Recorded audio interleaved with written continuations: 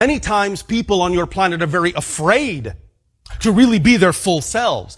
And as painful as it may be to stay who you are right now, many times many of you have a greater fear of the unknown. And so even though you are in pain now, it's familiar to you, and you will actually define familiarity, as painful as it is, as the greater choice, as the better choice, as the preferable choice than the pain you imagine might come from actually taking a step towards something you know nothing about.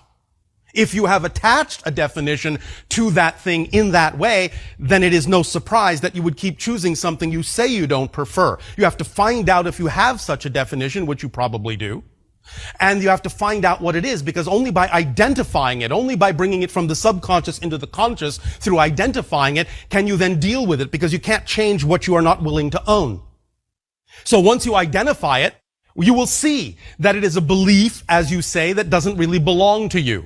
To use your timeline analogy, you may have picked it up from someone else. You may have picked it up from your parents. You may have picked it up from your friends. You may have picked it up from your society. But it's a belief that you're holding on to that isn't yours. You've become what we call a belief thief.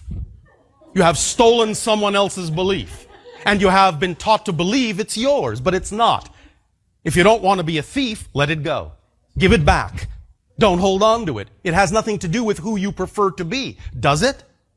What you have to understand thus then is, once you identify the belief that is keeping you in choosing those particular things you do not prefer, you have the ability to recognize that once you identify it, you will recognize it as nonsensical and illogical, that it doesn't belong to you. That's why identifying the belief is so important, because any belief that's actually out of alignment with your true self, once identified, will actually appear nonsensical. You will see it's not yours. What am I doing with this? And you will let it go. You'll drop it.